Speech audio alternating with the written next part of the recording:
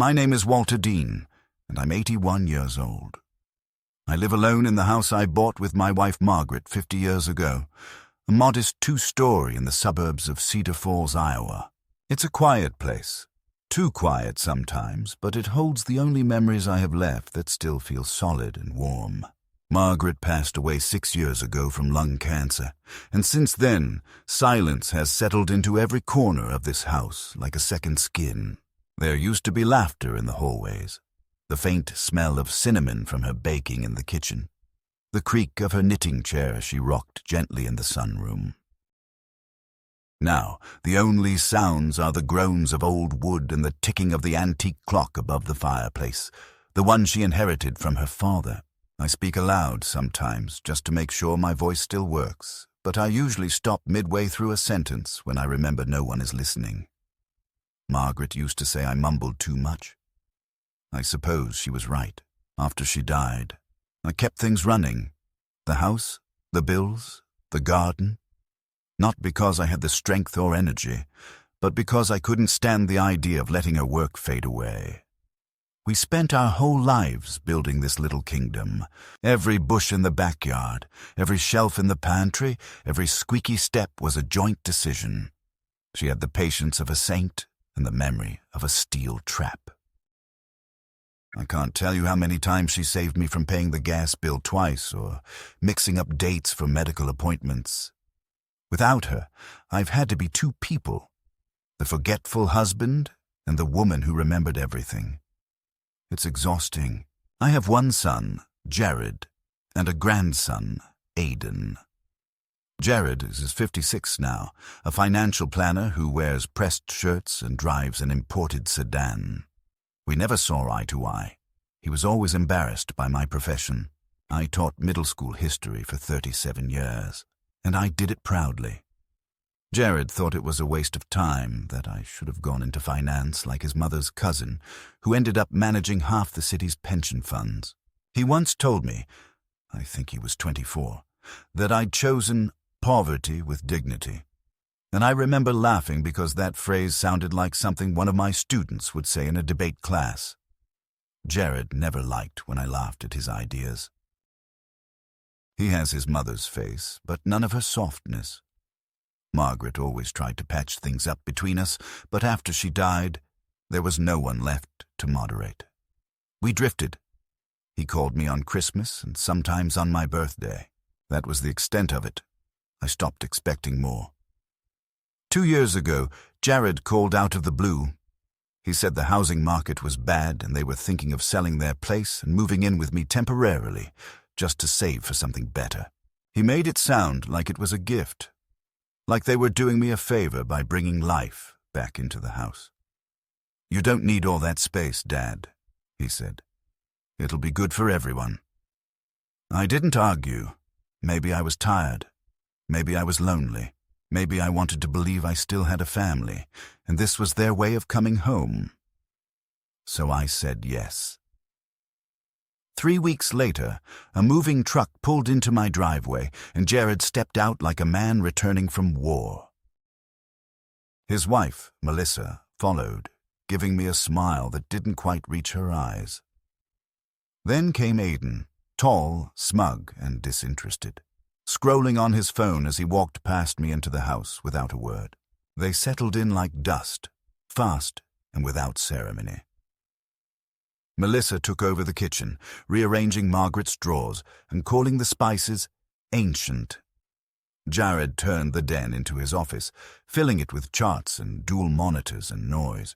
Aiden took the guest room upstairs, slamming the door with the authority of a king claiming territory. They said it was temporary, but the weeks bled into months. Their boxes became furniture, their habits became routine, and my house, my sanctuary, slowly became theirs. They brought a dog, too, a fat bulldog named Winston who snored louder than a chainsaw and shed hair on every surface. I didn't mind at first. I told myself it was all part of the process. Families bend and adjust. But I didn't bend. I cracked. Jared started managing my medications, saying I shouldn't be keeping track of pills at my age. Melissa insisted on doing the grocery shopping because old men get confused in stores. Aidan barely spoke to me, except to mock my hearing aids or ask for the Wi-Fi password, which he changed without telling me. They began treating me like a guest in my own home, and not even a welcomed one. Jared called a plumber one afternoon without asking me, saying the pipes were too old and that I didn't understand modern plumbing. The plumber replaced a perfectly good system, and I was handed the bill. Melissa signed up for meal delivery services and cancelled my subscriptions. She threw away Margaret's handmade curtains because they were too dusty and replaced them with factory blinds.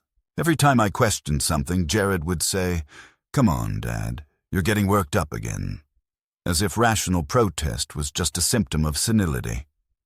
I tried to find peace in the garden. Margaret's roses still bloomed each spring, stubborn as ever. I tended to them early in the mornings before the house stirred. I'd sip coffee on the porch, listening to birds and pretending the world inside was still the one we built together. But even that was taken. Melissa complained that the backyard looked outdated and said she wanted to landscape it properly. One day I came home from a doctor's appointment and found 3 of Margaret's rose bushes uprooted, the soil bare like a wound. I said nothing. I went upstairs and sat in the dark. That night, Jared said I was being overly sentimental. Then came the little indignities. Jared would sigh if I forgot to close a cabinet. Melissa would double-check if I'd locked the front door. Aidan once filmed me dozing off on the couch and posted it with the caption, "Grandpa X has stopped working." It got over 4,000 likes on whatever app he uses. I asked him to take it down. He laughed. "It's just a joke, old man," he said. I wanted to shout, but my voice wouldn't rise. I felt like a man shouting into the wind. No one heard me. No one wanted to. And yet, through all this, I stayed silent. I told myself they were family, that families have rough patches, that perhaps I was the problem. I started questioning my own memory. Had I really left the stove on last week?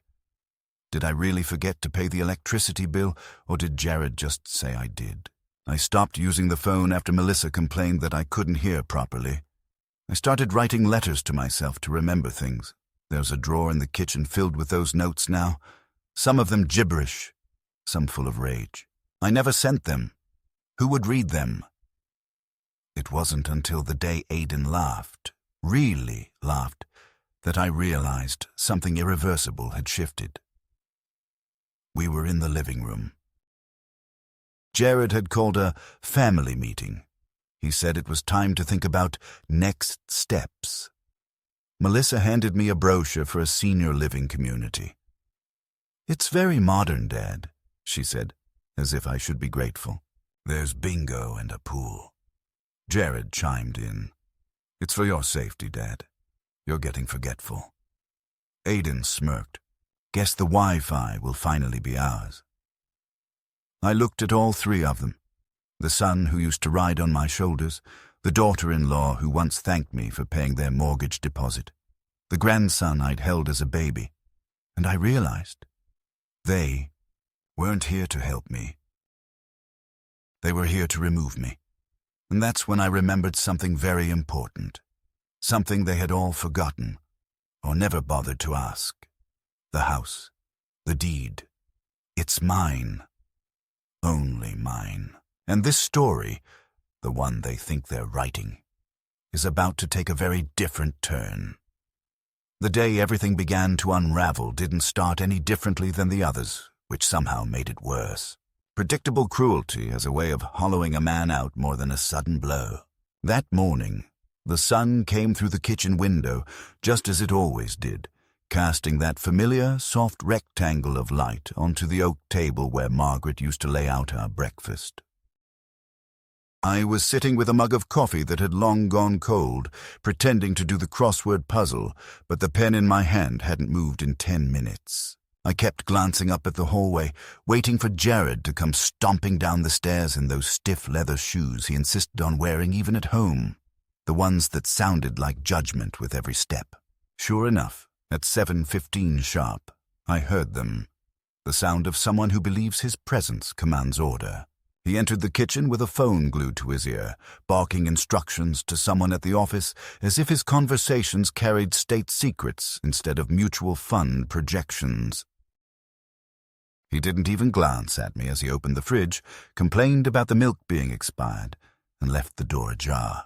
Melissa came down, moments later, dressed like she was on her way to a board meeting at a pharmaceutical company, though she worked part-time from home doing social media consulting for wellness brands. She greeted me with a usual forced chirp, a brightness that felt more like noise than kindness.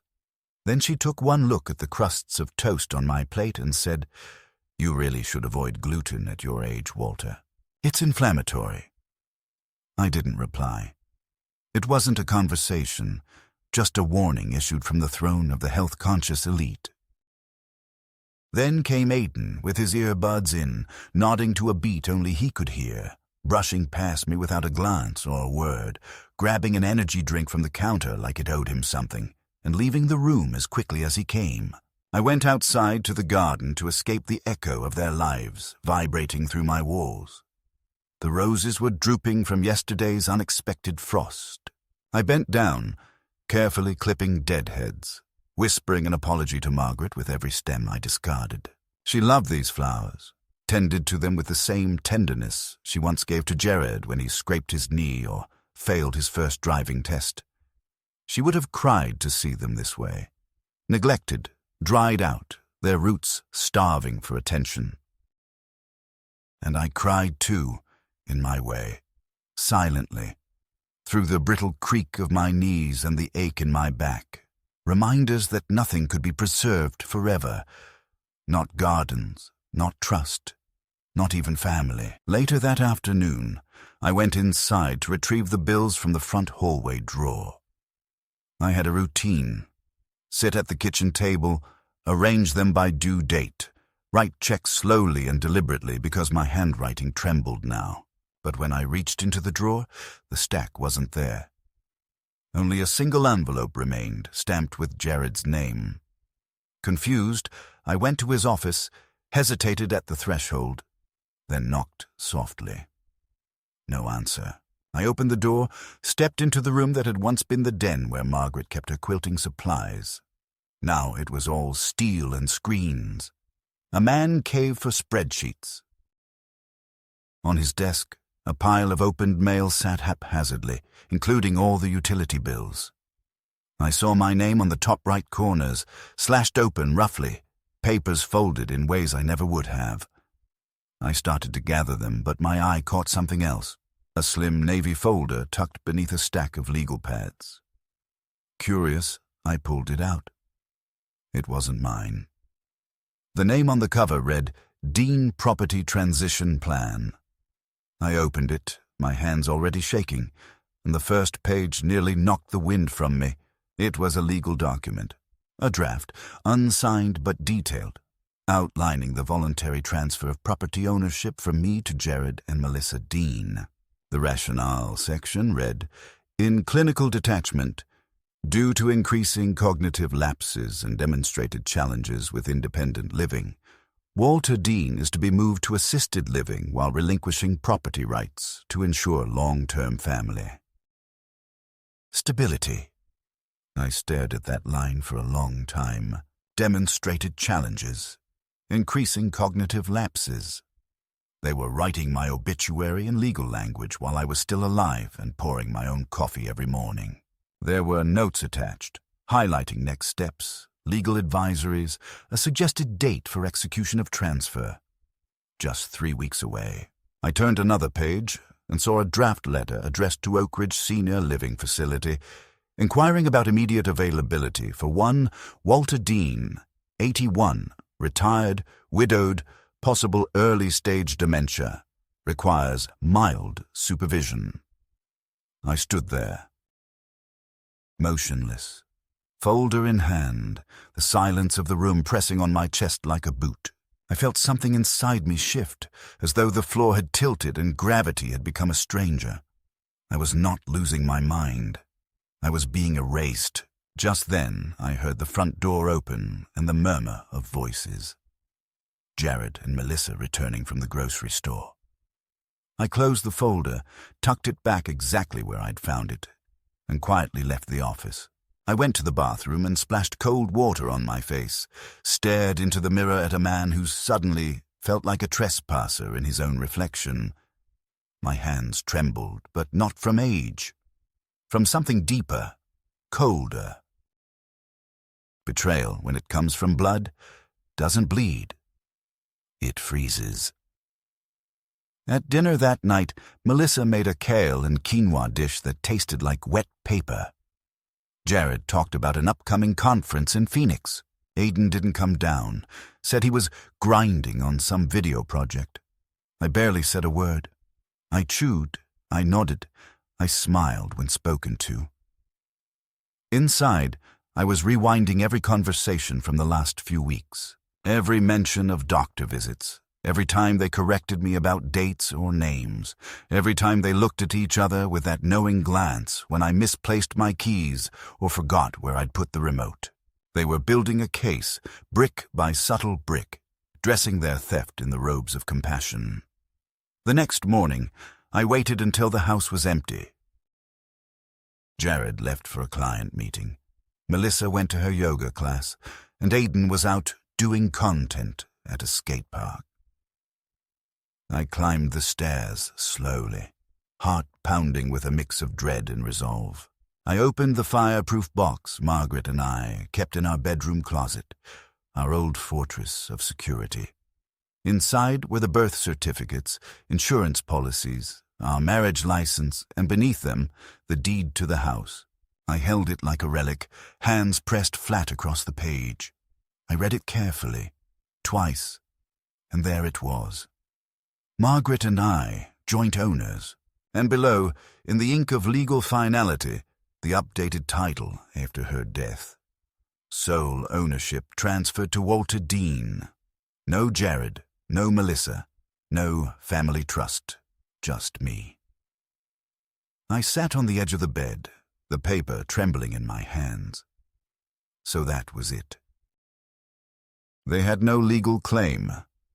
They assumed, or hoped, that I had forgotten, that I had become so dependent I wouldn't think to check, that I'd go quietly into some sanitized apartment with bingo nights and scheduled bowel movements. But they'd miscalculated. This house wasn't just property. It was my life, my wife's legacy, my last battleground. And now I knew exactly what I had to do. I returned the deed to the box, locked it, and replaced it under the blankets where we used to keep it hidden during storm warnings. I went downstairs, poured myself a fresh cup of coffee, and sat in the living room while Winston the bulldog snored at my feet. When Jared returned that evening, he walked past me with his usual distracted indifference. Melissa gave me a nod. Aiden was in the kitchen eating cereal at 7 p.m., the kind of grown child who thinks adulthood is a matter of attitude, not responsibility. He looked at me and smirked, still smug, still convinced the world bent to his version of clever. He said, "You ready for the retirement castle, Grandpa?" I looked at him and smiled. He had no idea. None of them did. But they were about to learn. The week that followed moved with a strange weight to it, as though time itself had grown thick and resistant, like trying to wade through syrup. Every interaction, every glance, every overheard conversation in that house felt like another needle stitching a net meant to drag me under. Jared grew more deliberate in his condescension, Melissa more emboldened in her rearrangements, and Aiden was no longer just silently smug. He'd taken to open ridicule. I caught him twice recording me with his phone while I sat watching television.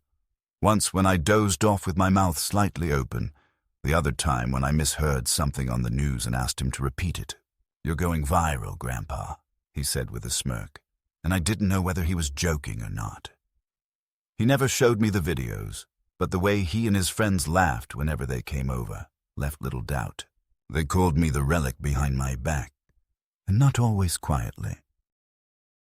It was during one of those evenings when Melissa prepared her version of dinner, some bland green concoction masquerading as cuisine, that Jared cleared his throat and announced there would be a family meeting the following day after dinner.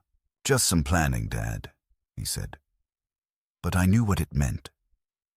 This wasn't a discussion. This was a declaration disguised as dialogue. I nodded as if indifferent, though my stomach clenched like a fist. I spent that night restlessly turning in bed, staring at the ceiling fan circling slowly above me, listening to the muffled music thudding from Aiden's room and the occasional whispered voices from Jared and Melissa's bedroom. The cadence of scheming, unmistakable even through drywall. I didn't sleep. The next evening, they set the stage like a play.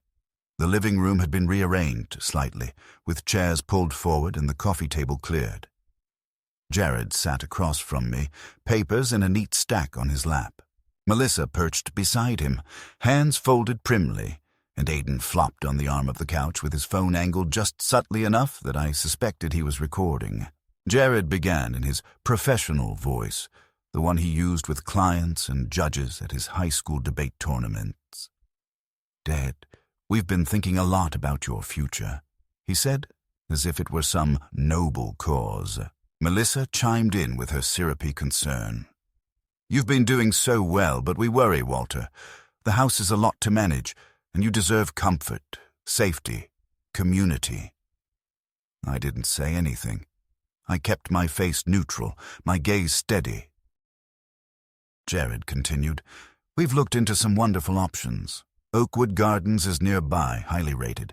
You'd have your own room, a courtyard view. They have Tai Chi on Tuesdays." Aiden snorted. "And a shuffleboard league, right?" Jared shot him a warning glance, but didn't reprimand him. Instead, he turned back to me. "They also have medical staff on site, meal services, social programming. It's not a nursing home, Dad. It's an opportunity for dignity." He slid a folder across the coffee table toward me. I didn't open it. I didn't even look down. "And the house?" I asked, keeping my tone mild.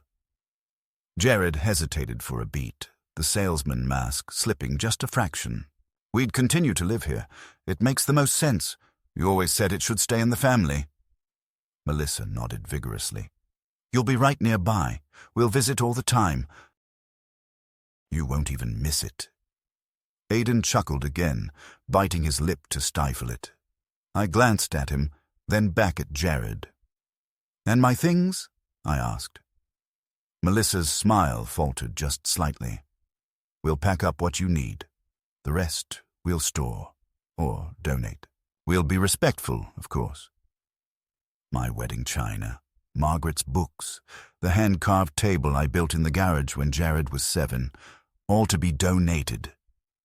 Jared leaned forward now, sensing what he thought was my hesitation. "Dad, you don't have to decide right now, but we've made the deposit at Oakwood to hold your spot. They're expecting you by next week." It was then I noticed Melissa had a clipboard in her lap, and attached to it was a checklist. "We'll help with the packing," she said brightly. "And the paperwork is already in motion.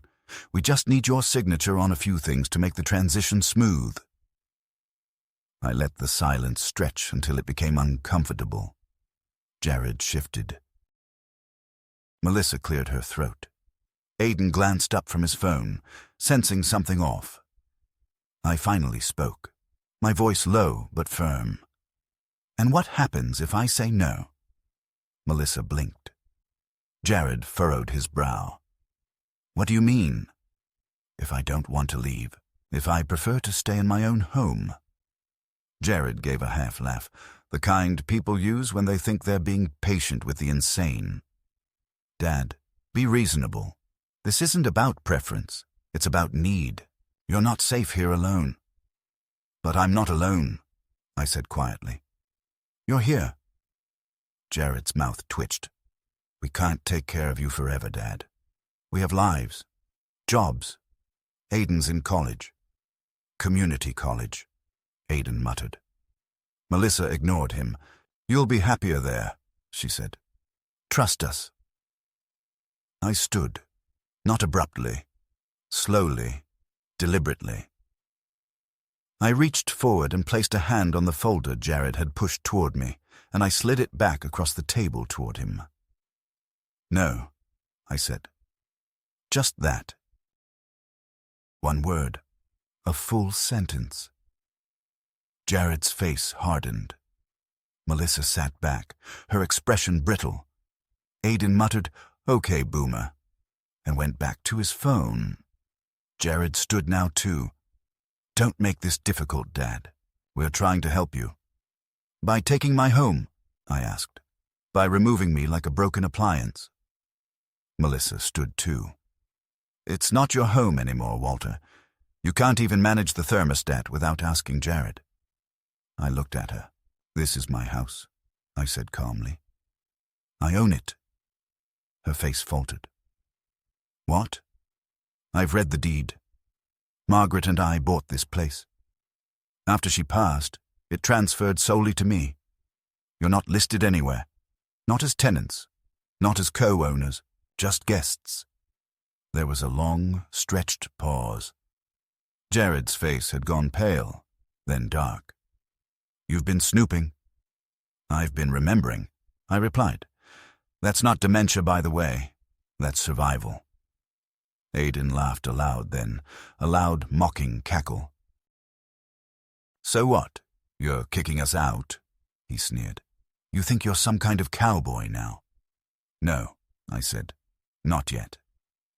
And then I walked out of the room. They didn't speak to me for the rest of the night, not in words at least. But silence is its own language, and the house grew thick with it. Melissa's cleaning became more aggressive, slamming cabinet doors. Jared spent more time on the phone behind closed doors. Aiden played his music louder. They were circling, recalibrating, realizing their plan had sprung a leak and trying to patch it with panic. 2 days later, I came home from the library, the one sanctuary they hadn't invaded, to find my room had been reorganized. My drawers were half-emptied, clothes placed in boxes. The framed photo of Margaret had been removed from the nightstand and replaced with a printed schedule from Oakwood. My medication had been sorted into new containers with unfamiliar labels. I found Melissa in the kitchen, smiling too sweetly. We thought we'd help you get a head start, she said. Transition is hard. It's best to prepare early. I stared at her, then asked, Did you move my things without asking? Don't be dramatic, Walter, she replied. We're just trying to make this easier on you. By taking away everything that's mine, I asked. What will be left, Melissa? A room and a meal tray. She rolled her eyes and turned away. You're being ungrateful.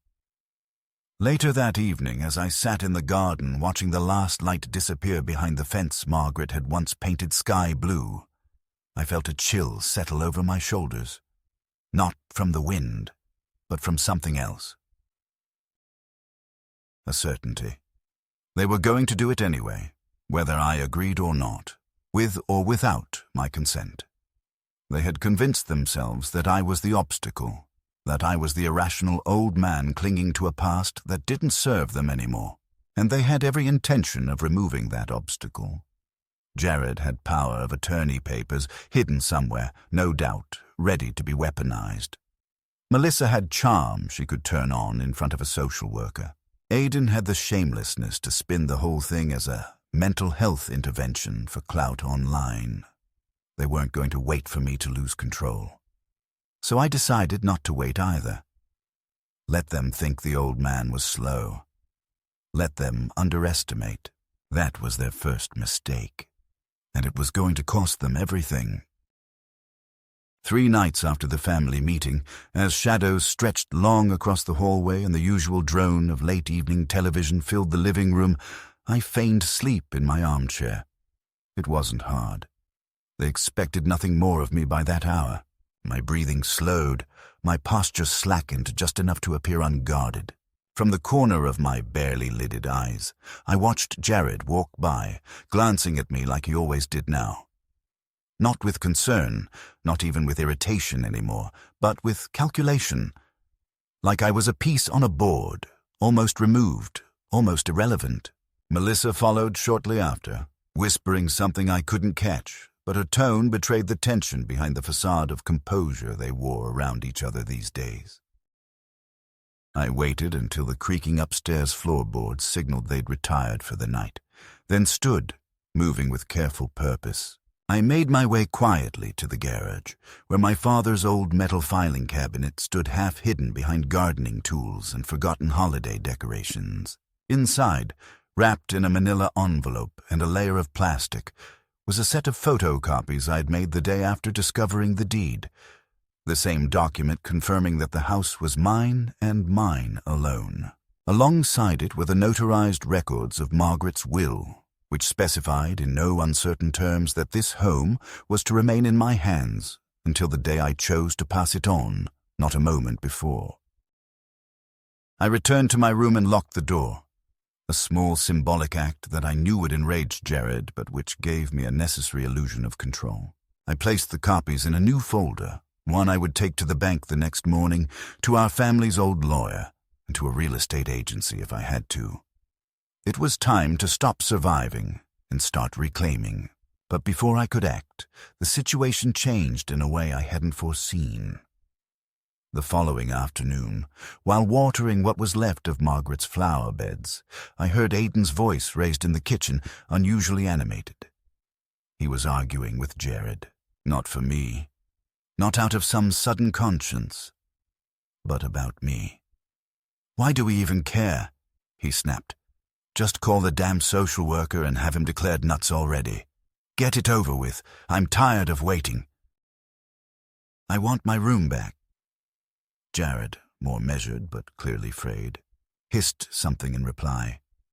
Then Melissa's voice cut through them both, sharp and decisive. "It has to be clean. If we're going to take legal action, it needs to look like it's for his own good, not ours." I stood outside, the hose forgotten in my hand, the water streaming into the grass, my heart thudding not with surprise anymore, but with clarity. They were escalating. They were building a case, perhaps already filing papers, crafting narratives. The kindness had disappeared. The gloves were off. I realized I had no more time to wait. That night, after they'd all gone to sleep, I wrote a letter to Martin Delaney, our family lawyer for over 30 years. I kept it brief but direct, explained that I needed to understand my full rights over the house, that I feared a forced guardianship might be attempted, that I had reason to believe my son and his wife were preparing to claim legal control over my affairs.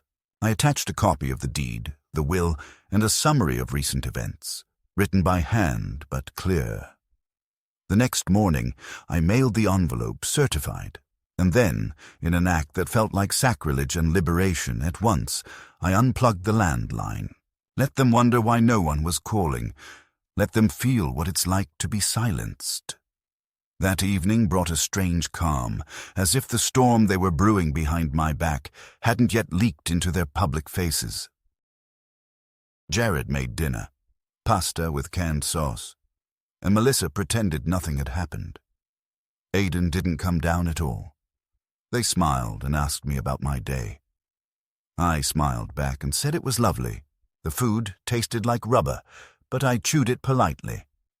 I excused myself early, citing a headache, and once again locked my door behind me. I sat in the dark for hours, listening. Nothing came. No confrontation, no plan, just the house groaning in its bones and the faint hum of electronics behind closed doors. 2 days later, Martin called. I recognized his voice instantly, even before he said his name. Calm, practical, the same tone he used when handling Margaret's estate with quiet dignity. He confirmed everything I already knew, but needed to hear again. "Walter, they have no claim. You are the sole legal owner. If they're planning to act, it'll have to be through a guardianship hearing, and even that requires medical evidence. But you need to be careful. If they get to your doctor first, or manipulate testimony, it could get complicated. I asked what I should do. His answer was immediate. Get examined. Preemptively. Independent, credentialed doctors. Cognitive evaluation. Psychological fitness. Once you have those reports in hand, you'll be far harder to touch. I thanked him. We scheduled the tests. Martin would handle the logistics. When I hung up, I felt something shift inside me. Not just relief, but resolve. They had tried to reduce me to a husk, a burdensome shadow of a man who once stood tall. They forgot who taught Jared how to ride a bike, who paid his tuition when his business degree didn't qualify for the scholarships, who drove him home drunk when he wrecked his first car and begged me not to tell Melissa. I had carried these people, all of them, on shoulders worn thin from years of holding up a family that increasingly forgot my humanity. And so, when the envelope with the evaluation appointments arrived, I didn't hide it. I left it deliberately on the kitchen counter. Let them read it. Let them realize the tide had turned. Sure enough, that evening, Jared asked about it. I told him plainly. Just a routine checkup. I thought it would be good to get a professional opinion on my mental fitness. He tried to act casual. That's smart, he said, though I saw the flicker of panic behind his eyes. Melissa didn't speak. She stared at her wineglass like it held the answer to a test she hadn't studied for. Aidan, once again, wasn't there. That night, I couldn't sleep. Not because I was afraid, but because something deep in me had awakened. A kind of clarity I hadn't felt in years. The house, my house, still stood. The walls had memory.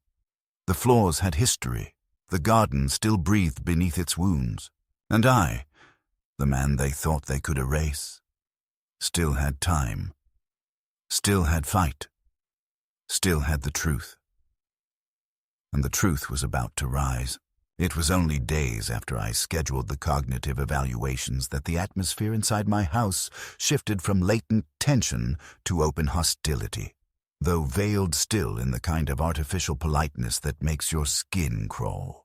Melissa, once the queen of passive correction, now hovered constantly, hovering near doors, inquiring about what pills I'd taken, glancing at my phone when I answered calls as if waiting for me to fumble.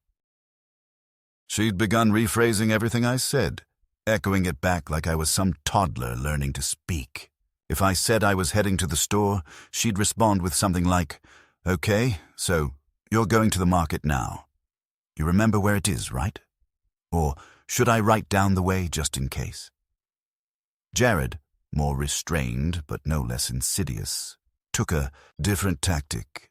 He began subtly removing my agency from household functions, assuming control of bills under the guise of helping me manage, setting all mail to be forwarded to his secure inbox for convenience, and talking over me in conversations with anyone external to the household. When the electrician came to fix the hallway fuse, Jared introduced himself as the homeowner. I corrected him once, softly, but he laughed it off and continued. I could feel myself becoming invisible in the very rooms I'd built with my own hands, and yet I remained outwardly calm, each new insult silently filed away, each new erasure of my presence quietly acknowledged. I had work to do. Meanwhile, Aidan had grown brazen in a way only the young can when they believe consequences are for someone else. I began noticing little things missing. My spare keys, my library card, an old wristwatch that Margaret had given me on our 25th anniversary. At first, I assumed I'd misplaced them. Then I found the watch in Aidan's room, half buried under a pile of laundry, its strap bent, the glass chipped. When I confronted him, he grinned. "You weren't wearing it. Thought it was junk." I told Jared, but he just shrugged. "He's young, Dad. Don't make everything a drama." Melissa added, "Honestly, you should be thanking him for cleaning up clutter." Clutter. That was what my life had become to them. Sentimental debris in the way of their comfort. The word rattled inside me like a cracked bell. Then came the social worker. She arrived on a Tuesday afternoon, unannounced, dressed in khakis and a bright cardigan, carrying a soft smile, and a clipboard that I knew had already been half-filled before she stepped inside. Her name was Deborah, and she was the type who mistook over-enunciation for compassion. "Walter," she said gently, "we've had a request for a wellness visit. Just checking in. Nothing formal, just a little chat." I asked who requested it. She said she couldn't say. I said I already knew. She followed me into the sunroom where Margaret used to read, and we sat across from one another, the filtered sunlight catching in her glasses as she studied me like I was already half gone. She asked me my birthday, my address, what day of the week it was, who the president was. Then she asked more subtle questions. What I had eaten for breakfast, how I spent my days, whether I ever felt overwhelmed or uncertain. I answered each clearly, directly, watching her check boxes, nod, feign understanding. I could tell she was torn. Part of her not seeing any reason to worry, another part quietly hoping to find something actionable so she could justify her visit. As we wrapped up, she smiled. "You're very sharp, Walter." I smiled back. "I know." She asked if she could speak to Jared and Melissa briefly. I said, "Not in this house. If you want to talk to them, you do it outside." She blinked, caught off guard. I stood and held the door for her. She hesitated, then stepped out onto the porch where Jared and Melissa were conveniently returning from errands. I watched them speak in low tones. Jared gestured. Melissa used her hands more, emphatic, desperate. Deborah nodded, scribbled something, and eventually got back into her car. She never asked to come in again. I don't know what they told her, but I know what I saw, people who were not reacting to a concern but managing a narrative. When she drove off, Melissa came back inside alone, her smile brittle. She said she'd follow up soon. Just routine. I nodded, and when she turned around, I called Martin again. We fast-tracked the evaluations. The next day, I drove, to the medical center where Martin had arranged for 3 separate appointments: a neurologist, a psychiatrist, and a geriatric physician. Each interview lasted more than an hour. They tested memory, reasoning, mood, reflexes. They asked about my diet, my medication, my sleep. I was honest but careful. I told them everything I thought mattered, not the humiliations, not the betrayals, just the facts. I live with my son and his family. They believe I may not be safe alone. I believe otherwise. I do my own cooking. I manage my prescriptions. I read every day. I do puzzles. I still drive. I still remember my wedding anniversary, the names of my childhood friends, and the day Margaret died. They listened. They nodded. They took notes. I returned home in time for dinner. Melissa had made something frozen and microwaved, and Jared was already 2 drinks deep into a glass of something expensive he hadn't paid for. They barely looked at me when I entered the kitchen. I sat, poured myself a glass of water, and waited. Jared finally said, "How was your appointment?" I met his eyes. "Informative," I said. "You'll be hearing about it soon." He didn't ask further. Melissa didn't speak at all. Aidan in the corner made a noise that might have been a laugh or a cough. I didn't care. 3 days later, the reports arrived. Clean, unambiguous. All 3 professionals affirmed I was competent, independent, mentally sound. Martin filed copies with the county clerk, attaching a preemptive affidavit blocking any guardianship attempts without formal challenge. I felt a weight I hadn't known was pressing on me begin to lift. That evening, I put the reports in the center of the dining table, said nothing, went to bed. The next morning, they were gone. 2 nights later, Jared exploded. I had gone to the garage to retrieve a folder, and when I came back, he was waiting at the top of the stairs, red-faced, fists clenched. "What are you doing with those papers?" he demanded. "Whose business are you talking to behind our backs?" I stepped past him calmly. "My house, Jared, my lawyer, my affairs." He grabbed my shoulder, actually put his hands on me, and spun me. "You're ruining everything. Do you even know how hard we've worked to keep this place together?" I looked him in the eye. "You mean how hard you've worked to steal it from under me?" Melissa emerged from their room, face pale, eyes wide. "He's being irrational," Jared barked. "He's paranoid." "I'm not the one hiding social worker visits," I replied, "or erasing ownership records." Aiden's door creaked open behind us. He stood watching, shirtless, grinning like it was a show. The shouting escalated. Jared accused me of selfishness. Melissa wept, performatively, saying she was only trying to care for an old man who refused help. I asked if help included deceit, if love meant removal, if protection meant control. And then, clear and low, I said the sentence that would change everything. "You have 2 weeks to leave this house." Silence. Melissa choked. "What are you talking about?" "I've begun the process," I said. "I'm evicting you." "You can't," Jared snapped. "We're family." I nodded. "That's the problem."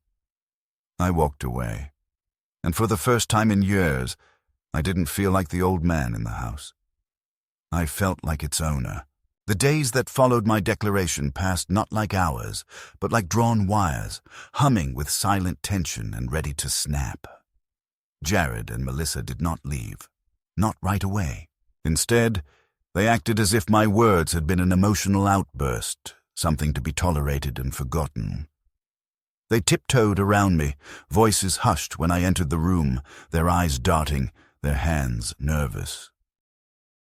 Aiden, however, seemed invigorated by the chaos, his cruelty now blooming into open mockery. He began playing loud music late into the night, sometimes standing just outside my bedroom door so the beat would pulse through the walls. He left his dishes everywhere, laughed loudly with his online friends, and once, when I came into the kitchen early in the morning, he looked up from his phone and said, "Still here, huh? Thought you were calling the cops on us or something." I didn't answer. I'd stopped speaking to them entirely, except through notes. It wasn't pettiness. It was survival. I needed every word I spoke from here on to be deliberate, meaningful, legally admissible if necessary. Martin filed the notice of termination of tenancy 2 days after our last conversation. We gave them the legally required timeline, 30 days to vacate, starting from the delivery of the notice. He recommended I send it by certified mail and have a copy posted on the door in case they claimed ignorance. I did both. Melissa tore the paper off the door and threw it in the trash. Jared fished it out later, ironed it on the kitchen counter, and sat reading it with the stunned disbelief of a man watching the foundation beneath him rot in real time. He said nothing to me that day, but that night, he left a voicemail on Martin's office line, claiming I was being manipulated, that he feared for my safety, that I was possibly experiencing a mental health break. Martin forwarded the message to me with a note. They're escalating. The next step was securing myself legally. I had changed the locks, a precaution Martin advised against until the notice period expired. But I did it anyway, replacing them during one of their rare absences. I handed Jared the new keys when he returned, watching his expression turn sour as the weight of dependency landed on his palm. "You had no right," he said. "I have every right," I replied. "I just hadn't exercised it until now." From that day on, they no longer had free access. I controlled the doors, I controlled the mail, I controlled the phone. I began documenting every encounter, recording interactions on a small pocket device I carried with me. If they tried anything, I would be ready. Then came the moment I knew was inevitable. I woke one morning to find my bedroom door ajar, though I remembered locking it, and my briefcase missing, the one I'd kept hidden in the linen closet, containing copies of all documents. The deed, the medical evaluations, my will, the bank records. I tore through the house, my breath shallow, my limbs trembling not from age, but from fury. I found the briefcase behind the water heater in the garage, emptied, the papers gone. When I confronted Jared, he claimed ignorance. Melissa insisted I must have misplaced them. Aidan said nothing but smirked from the stairwell. I drove straight to Martin's office, a fire in my chest. He calmed me, helped me file a police report for unauthorized access to personal property, though he warned it would be difficult to prove theft inside a shared home. But we made our next move anyway, filing a restraining order in the event of attempted interference with my affairs and initiating preliminary action for a civil suit should any fraud be detected involving my documents or finances. Martin also advised I move out temporarily for my own safety, but I refused. This was my house. I would not be driven out of it by those who had already tried to strip it from me piece by piece. But the tipping point came not with legal forms or stolen files. It came with a laugh. One evening, I returned from the bank to find Aidan and two of his friends sitting in the living room, playing video games on the television I'd bought in 1999. When I asked him to lower the volume, he said, "Why don't you go upstairs and knit something, Grandpa?" and laughed. One of his friends, a pimpled boy with greasy hair and dead eyes, echoed the laugh. Louder, and then Aidan turned the screen toward me, where I saw myself, a clip from his social media, sleeping on the sofa, mouth open, the caption reading, "Dead man still walking." Thousands of views, dozens of comments, some laughing, some pitying, all mocking. I stood there, feeling the blood in my body thicken into something sharp. Then I reached out, yanked the console's power cord from the wall, and threw it across the room. It hit the floor with a crack. The boys jumped up. "What the hell, man?" Aidan shouted. I didn't yell. I didn't tremble. I looked at him with the calm of a man who has nothing left to lose and said, "You have until tomorrow to get out. You're no longer welcome in my house." "It's not just your house," he spat. "Yes, it is," I said. "Legally, permanently, irrevocably." "You're insane," he said. "You're going to die here alone." "Better alone than in the company of cowards," I said. Jared tried to intervene the next morning, telling me I'd gone too far, that this wasn't how families resolved things. I showed him the printed copies of Aidan's videos. "You raised this," I said. "You allowed this." Melissa wept again, but I no longer believed her tears. I gave them the timeline again. I reminded them of the court hearing date Martin had secured to enforce the eviction should they refuse to leave. I made sure they understood. One way or another, they were going. They responded with a final, desperate maneuver. The next week, they filed a petition claiming I was mentally unfit, attaching falsified statements. Friends of theirs posing as neighbors, claiming I'd wandered into the street, left burners on, yelled at non-existent people. But they underestimated the paper trail I had already built. Martin filed our response with the court within 48 hours, submitting the full reports from the independent physicians, the voice recordings of conversations, the video of Aidan mocking me. The judge reviewed everything and, in a decisive ruling, dismissed their petition entirely and upheld my right to evict them by the end of the month. When I received the court's decision, I sat at the kitchen table for a long while, letting the weight of it settle. I thought I would feel triumphant. But what I felt instead was something older, deeper, a kind of quiet grief. Not for what they had tried to take from me, but for the family I now had to admit had never truly existed. Not the way Margaret and I believed, not the way we hoped. I poured a glass of water, walked into the living room, and told them the verdict. Melissa looked down. Jared stood frozen. Aidan, for once, said nothing. I turned, walked upstairs, and closed the door to my bedroom. I had won, but I had also finished something, and finishing things has a cost. They left on a grey morning in late March, the sky still bruised with winter's remnants, the wind sharp enough to remind you that spring had not yet earned its name. There was no grand exit, no confrontation or plea for forgiveness.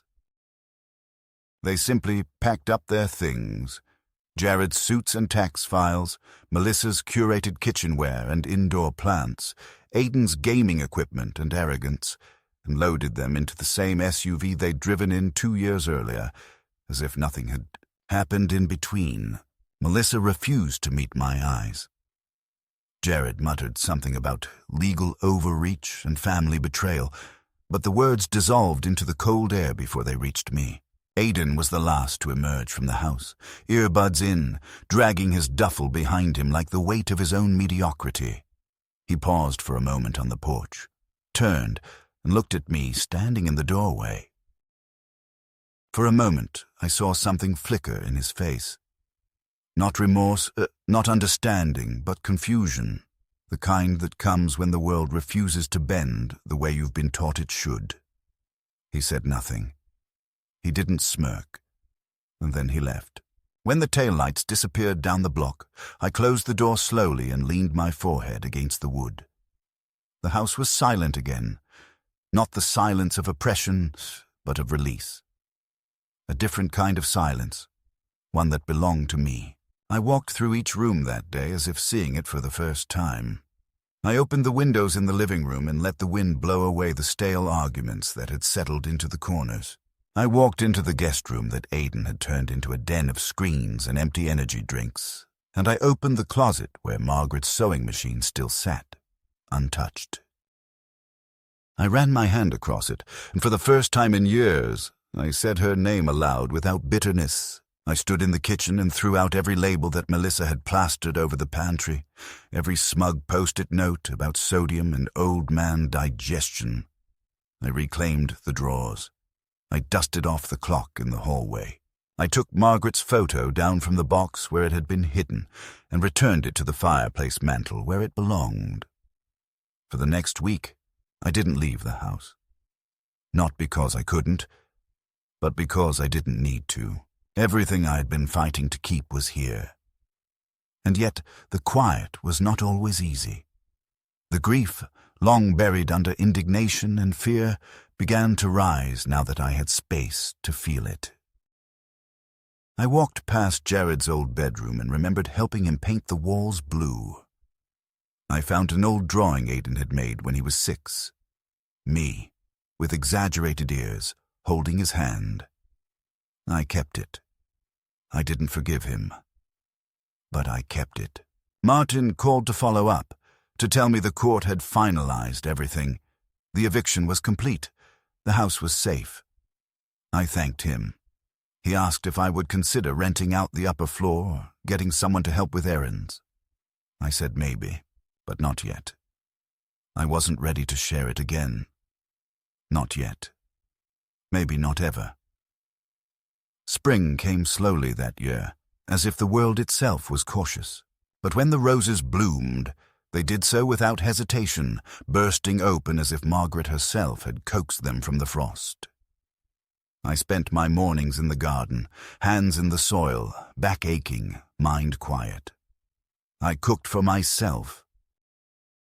I read the newspaper in full. I remembered what it was to be someone. One Sunday afternoon, I received a letter, handwritten, unfamiliar. It was from Aidan. 3 pages. Rambling. He didn't apologize. Not really. But he admitted he had been cruel, that he hadn't understood what the house meant. that he hadn't understood what I meant. He said he was trying to figure himself out, that maybe one day he'd like to visit if I'd let him. I didn't answer, but I didn't throw it away either. The house is mine again, not just in deed, but in spirit. And I've learned that survival isn't just about outlasting others.